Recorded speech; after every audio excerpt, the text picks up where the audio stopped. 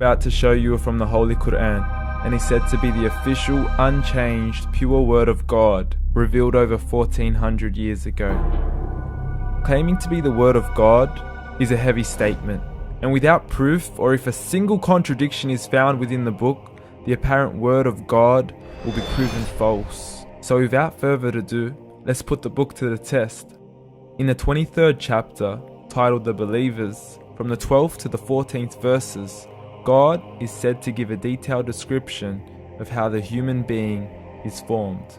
It begins by saying, "We then placed him as a sperm drop in a place of settlement, firmly fixed. Then we made the drop into a alaqa." We will translate this word very soon. "And then we changed the alaqa into a lump. Then we made out of that lump into bones. And then we clothed the bones with flesh. Then we caused him to grow and come into being and attain the definitive human form."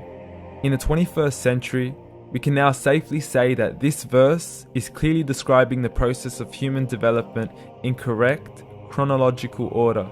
However, what we should be paying attention to in particular is the second stage, referring to the development of the embryo. The specific word used to describe the embryo in this verse is the word alaqa. The word alaqa, when translated into English, can mean three separate things.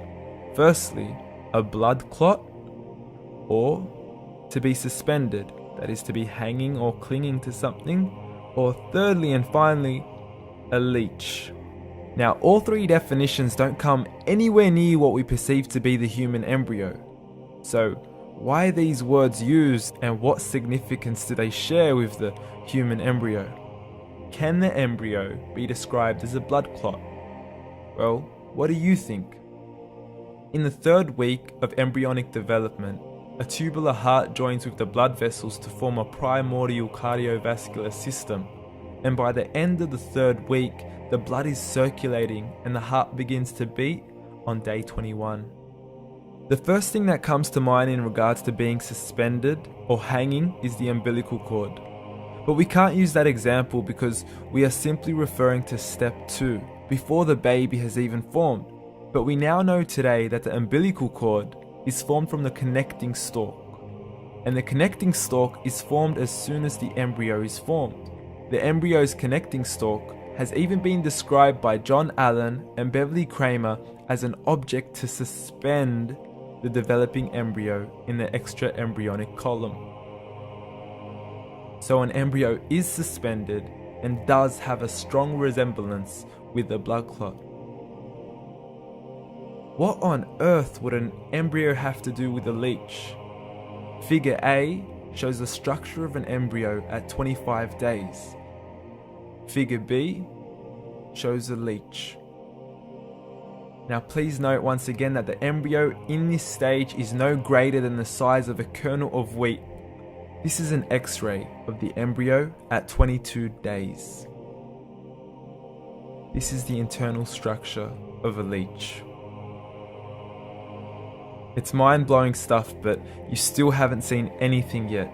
This is the head of the embryo at 22 days. The detail you are seeing right now is absolutely impossible to be seen with the human eye and can only be seen with a microscope. This is the back end of a leech. There's no other words used to describe this other than mind-blowing. The pictures we have shown you are impossible to be seen with the human eye or even to be predicted by the human mind. Once again, the verses we have shown you were revealed over 1400 years ago to a man who couldn't read nor write. Are these the words of God? Descriptions of the human embryo in the Quran cannot be based on scientific knowledge in the 7th century. The only reasonable conclusion is that these descriptions were revealed to Muhammad from God, from God, from God, from God, from God, from God. لا إله إلا الله لا إله إلا الله لا إله إلا الله ما لنا رب سواه